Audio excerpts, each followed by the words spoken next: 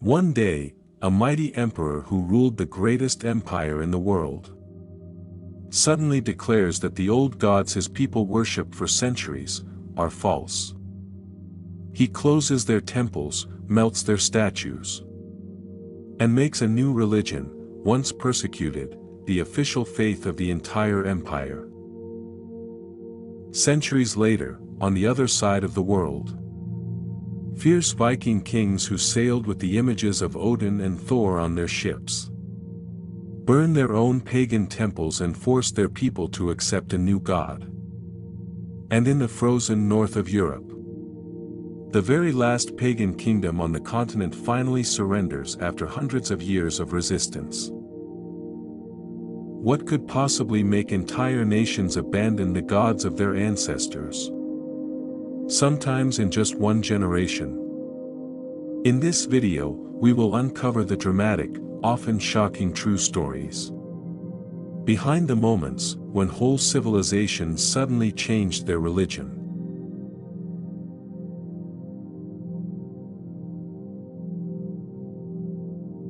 Throughout human history, religion has never been just about faith. It has always been deeply intertwined with power, identity, politics, and survival. Time and again, entire nations and empires have abruptly abandoned the gods they had worshipped for centuries. Sometimes peacefully, sometimes by force, and often with astonishing speed. In this video, we will travel across continents and centuries to explore some of the most dramatic and consequential religious transformations in history. From the Roman Empire to the Vikings, from the forests of Lithuania to the temples of Japan and the pyramids of the Americas, we will try to answer one of the most fascinating questions in history. Why did entire nations suddenly change their religion? What forces, political, economic, military, or spiritual, were powerful enough to overturn centuries of tradition in just 1 or 2 generations? Let's begin.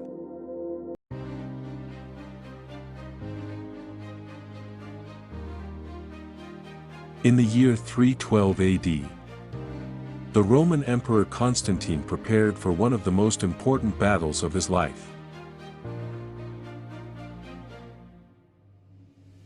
The night before the decisive clash at the Milvian Bridge, he reportedly saw a vision in the sky.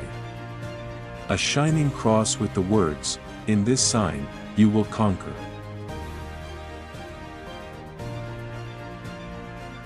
The next day he won. And this single event set in motion a chain reaction that would transform not only Rome, but the entire Western world. Just a few decades earlier, being a Christian in the Roman Empire meant facing brutal persecution. Christians were tortured, burned alive, and fed to wild animals in packed arenas for public entertainment. Their faith was considered dangerous, foreign, and subversive. And yet, in an astonishingly short period of time, this small, outlawed Jewish sect from the distant province of Judea became not only tolerated, but the official state religion of the mightiest empire on earth. How was this possible? What combination of political calculation, military ambition, spiritual conviction, and social change could turn a persecuted minority into the spiritual masters of Rome in less than a century? This dramatic transformation marks the beginning of our journey into one of history's most fascinating phenomena, when entire nations suddenly changed their religion. But Rome was only the first. Centuries later, in the harsh deserts of Arabia, an even more explosive transformation would take place. One that would spread with unprecedented speed across 3 continents.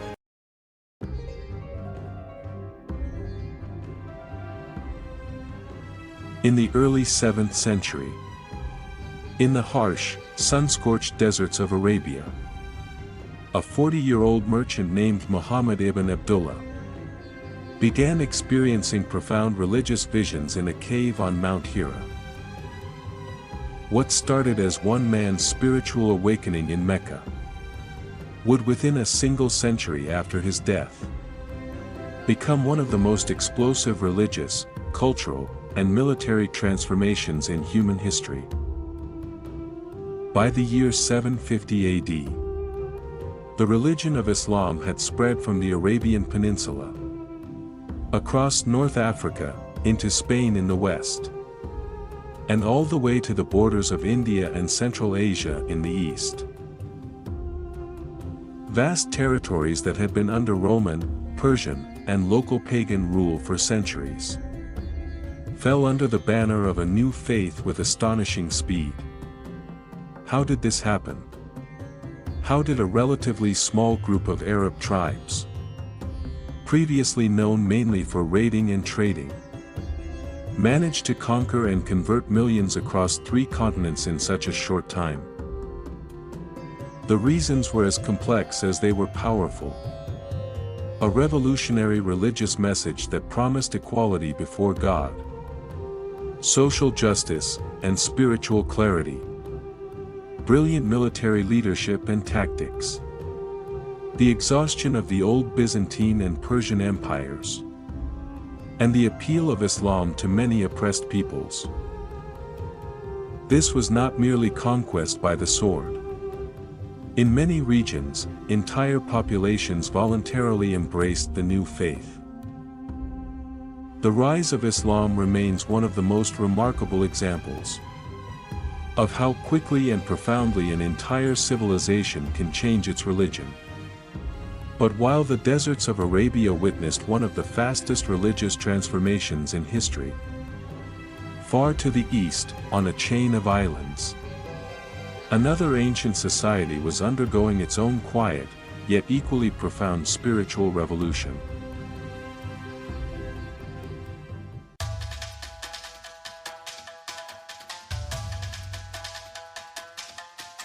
Far to the east, on the islands of Japan, another ancient civilization was undergoing its own deep spiritual transformation. One that would shape the country for centuries to come. For hundreds of years, the Japanese people followed Shinto, an indigenous religion that revered kami, the spirits living in mountains, rivers, trees, and ancestors. Shinto was deeply tied to nature and the imperial family. But in the middle of the 6th century, a new religion arrived from the Asian mainland through Korean diplomats and monks, Buddhism. What started as a foreign curiosity among the nobility quickly gained momentum. By the 7th and 8th centuries, Japanese emperors actively embraced Buddhism. They sponsored the construction of magnificent temples, commissioned enormous bronze Buddha statues, such as the famous Great Buddha of Nara, and even used Buddhist teachings to strengthen central authority and unify the country. Why did Japan so enthusiastically adopt a religion that came from distant lands? The reasons were multifaceted. Buddhism offered a sophisticated philosophical system, advanced concepts of ethics and karma, beautiful art and architecture, and a powerful administrative tool for the growing state. At the same time, it proved remarkably flexible. Instead of destroying Shinto, it merged with it, creating a unique syncretic tradition. This relatively peaceful transformation stands in striking contrast to many of the more turbulent religious shifts we will explore. But just a couple of centuries later, on the vast plains of Eastern Europe, another monumental change was about to take place. The Baptism of Kievan Rus in 988 AD. One of the most fateful moments in Slavic history.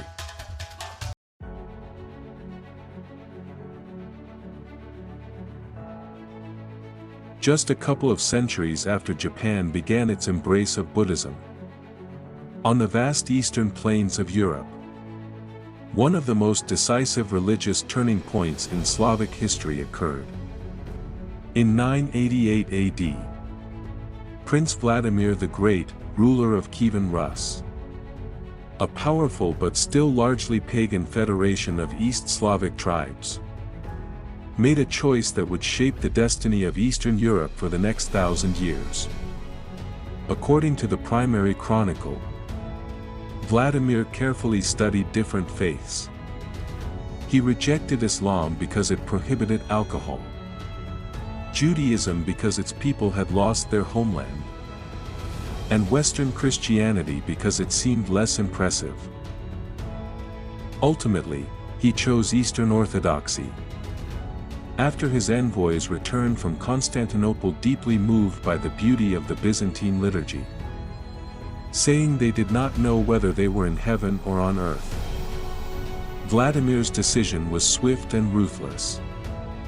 He ordered the destruction of pagan shrines across his lands.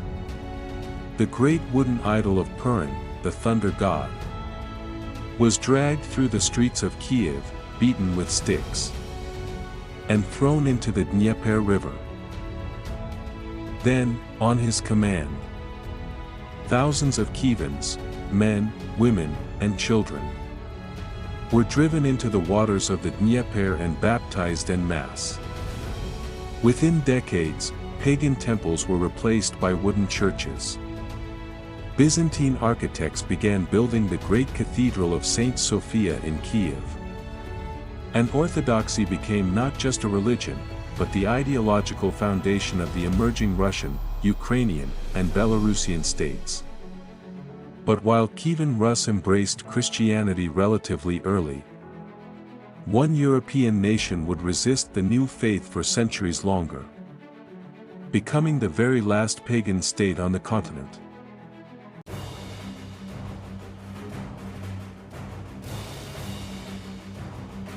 While most of Europe had long since converted to Christianity, one nation stubbornly resisted the new faith for centuries longer than anyone else. That nation was Lithuania. For over 300 years after the baptism of Kievan Rus, the Grand Duchy of Lithuania remained the last pagan state in Europe. Its people continued to worship the old Baltic gods. Perkunas the thunder god, Velnias the god of the underworld, and Zemina the earth mother. They performed sacred rituals in ancient oak groves, offered sacrifices, and fiercely defended their traditional beliefs. The Lithuanian rulers were masters of political maneuvering. They skillfully played Catholic Poland, Orthodox Russia, and the aggressive Teutonic Knights against each other, delaying conversion for generations. The final turning point came in 1385 to 1387. Grand Duke Jogaila, facing military pressure and seeking a powerful alliance, agreed to marry the Polish Queen Jadwiga. In exchange for the Polish crown and military support, he promised to convert himself and his entire nation to Catholicism. In 1387, mass baptisms began across Lithuania. However, the transition was far from smooth. Many Lithuanians resisted the new faith. Pagan temples were destroyed, sacred groves were cut down. But old beliefs survived in secret rituals, folklore, and folk customs for centuries. Lithuania's conversion marked the end of official paganism in Europe. But while the last European stronghold of the old gods finally fell, on the other side of the world, in the great civilizations of the Americas, An even more tragic and violent clash of religions was about to begin.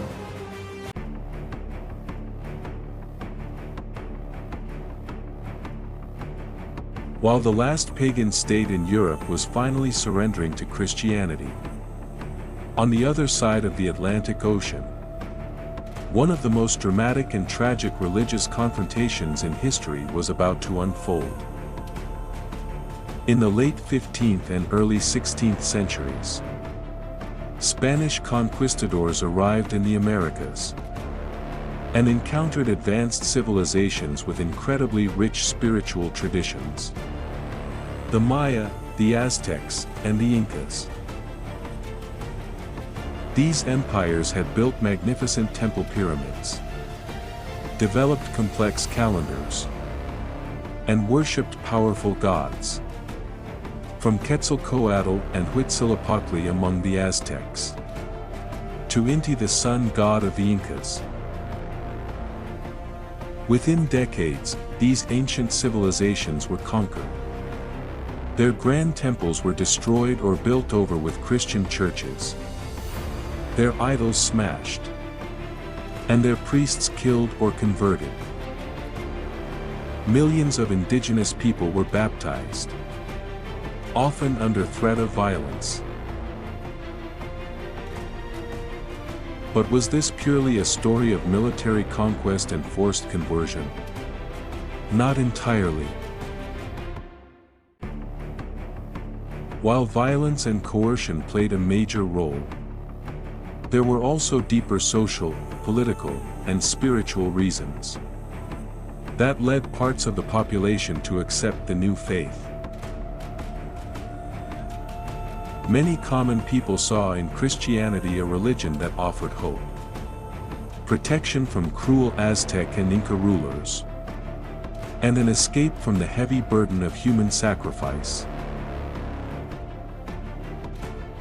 Some local leaders allied with the Spanish to overthrow their traditional overlords. Others were genuinely moved by the missionaries' message of love, forgiveness, and eternal life. The conquest of the Americas represents one of the fastest and most violent religious transformations in human history. Millions went from worshipping their ancestral gods to accepting Christianity in less than a century. Yet while the old gods of the Americas were falling, on the other side of the world, in the ancient land of India, a very different and much slower religious shift was taking place. The gradual decline of Buddhism and the powerful revival of Hinduism.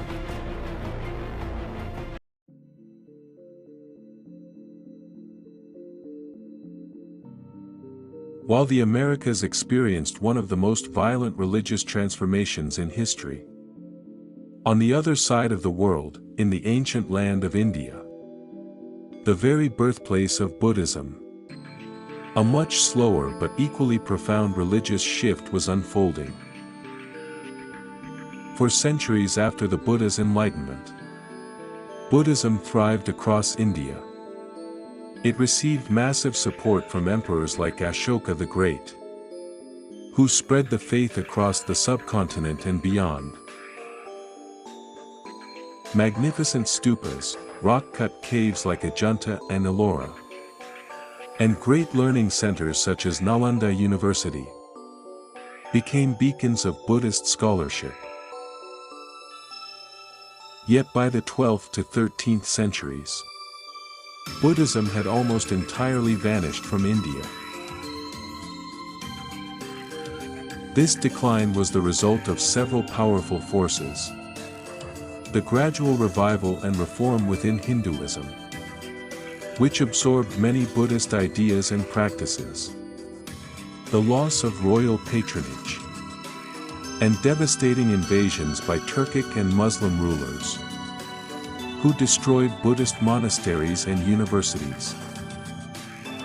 At the same time, Hinduism itself underwent a powerful renaissance. Through the Bhakti movement, passionate devotional worship of personal gods like Vishnu, Shiva, and the goddess, This more emotional and accessible form of spirituality won back the hearts of millions. India's story demonstrates that religious change does not always come through conquest or royal decree. Sometimes it happens through internal cultural evolution, adaptation, and spiritual competition. A similar complex and multifaceted process of religious change would also play out across the vast continent of Africa, though in very different ways and over many centuries.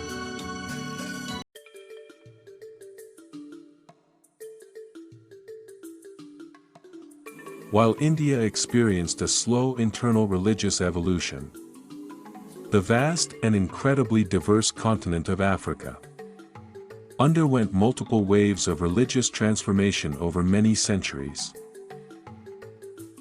From the 7th century onward, Islam spread with remarkable speed across North Africa, carried by Arab traders and conquerors.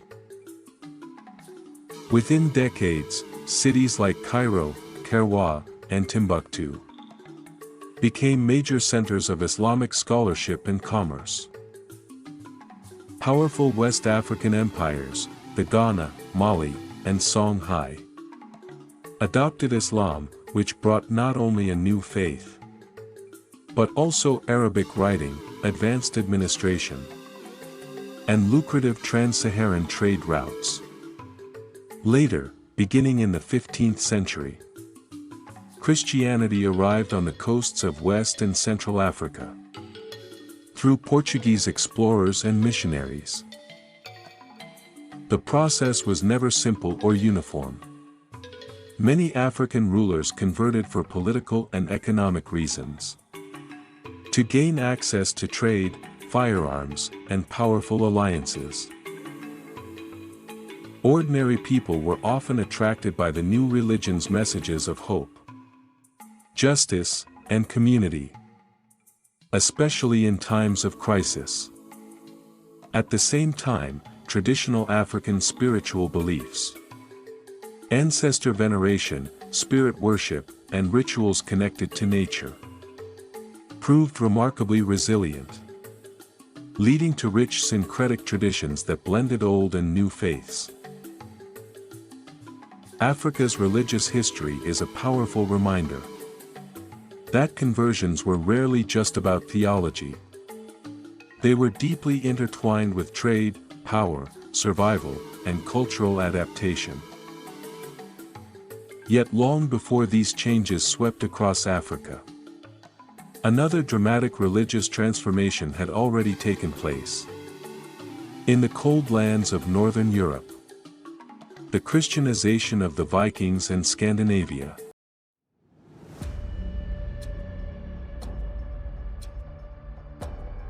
While Africa was experiencing complex waves of religious change, one of the most iconic and dramatic conversions in European history was unfolding in the cold lands of the north. For centuries, the Vikings and Norse people lived in a world dominated by powerful gods. Odin the All-Father, seeker of wisdom and god of war. Thor, the protector of mankind with his mighty hammer Mjolnir.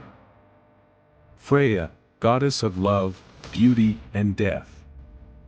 And many others.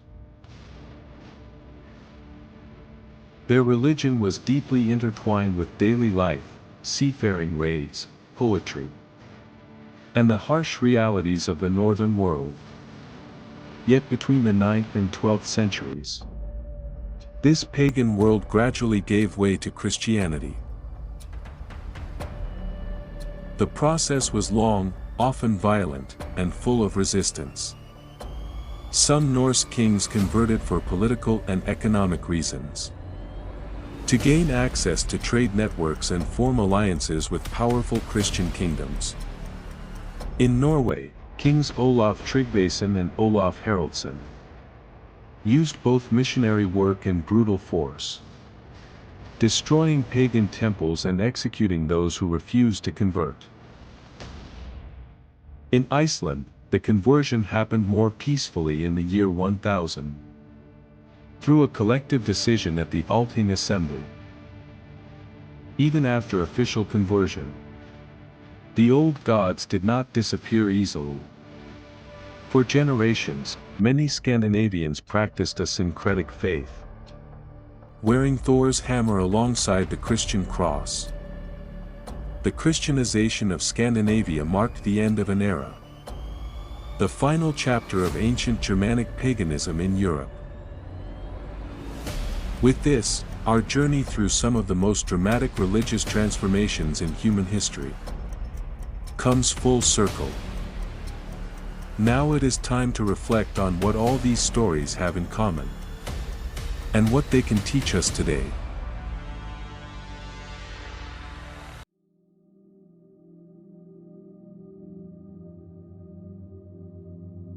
So what can we learn from these dramatic stories? Of entire nations suddenly changing their religion. Throughout history, from the Roman Empire to the Vikings, from Kievan Rus to the Aztecs and Incas, from Japan to Lithuania and Africa, mass religious conversions were rarely just about faith. They were almost always driven by a complex mix of powerful forces: political calculation, military necessity, economic advantage, social pressure, and sometimes genuine spiritual conviction. Rulers often used religion as a tool to unify their people, strengthen central power, or form strategic alliances. Ordinary people sometimes embraced new faiths, seeking hope, justice, protection, or a better life. One thing becomes clear: religion is never static. It is deeply connected to power, identity, culture, and survival. The story of the forgotten goddesses and the great religious transformations shows us something profound about human nature. We are always searching for meaning, order, and hope. Thank you for watching this journey through some of the most dramatic religious changes in human history. If you enjoyed the video, please support the channel by liking it, subscribing, and turning on notifications. In the next video, we will explore something equally fascinating: shocking similarities between different religions. See you in the next one.